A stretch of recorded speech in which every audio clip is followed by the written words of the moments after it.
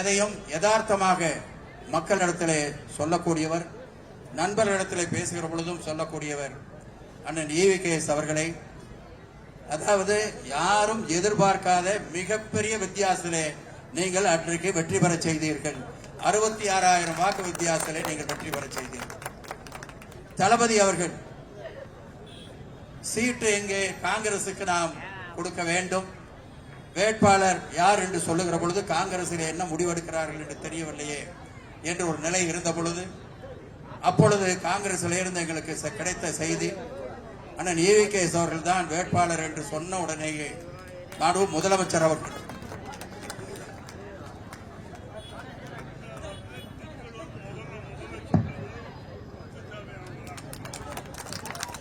அதுக்கப்புறம் தான் எங்க கட்சியை பத்தி உங்களுக்கு தெரியுமே. உடனே அறிவிச்சாங்க, முத்துச்சாமி சொல்லி முதலமைச்சர் சொன்னார், இல்லாட்டி வாபஸ் வாங்க வேண்டிய வரைக்கும் நான் போராடு. தெரிஞ்சிருந்தா அந்த சப்ஜெக்டே எடுத்துக்க.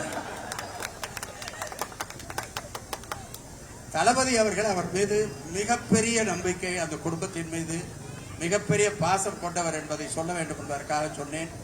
எனவே அப்படிப்பட்ட ஒரு மாபெரும் வெற்றியை பிரகாஷ் அவர்களுக்கு நீங்கள் ஏற்படுத்தி கொடுக்க வேண்டும் என்று நான் கேட்டுக்கொள்கிறேன். பிரகாஷை பொறுத்தவரை சின்ன வயது, கடுமையாக உழைக்கக்கூடியவர். இன்னும் சொல்ல போனால் நாங்கள் அத்தனை பணிகளையும் அவரிடத்திலே வாங்கி விடுவோம் என்பதை நான் இந்த நேரத்திலே தெரிவித்துக் கொள்ள விரும்புகிறேன். இங்கே பிரகாஷ் பேசுகிற பொழுது நம்முடைய அண்ணன் கணேசமூர்த்தி MP அவர்களை பற்றி இங்கே ஒரு கருத்தை சொன்னார்கள். மிக வருத்தமான ஒரு சூழ்நிலை. அவர் சட்டமன்றத்திலே, நாடாளுமன்றத்திலே அவர் இருக்கிற பொழுது ஒவ்வொரு முறையும் நம்முடைய மாவட்டத்திற்காக ஏதாவது சொன்னால் உடனடியாக அதற்கான நடவடிக்கை எடுப்பார். அதை அறிமுக கூட்டத்திலேயே நாங்கள் சொன்னோம். அவர்தான் அந்த கூட்டத்திற்கே தலைமை தாங்கினார்.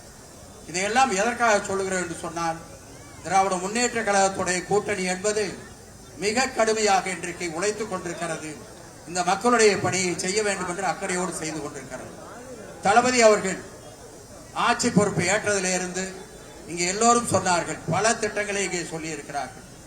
அதையெல்லாம் அன்பிற்குரிய சகோதரர் செல்வ பிறந்தகா அவர்கள் இங்கே சொல்ல இருக்கிறார்கள்.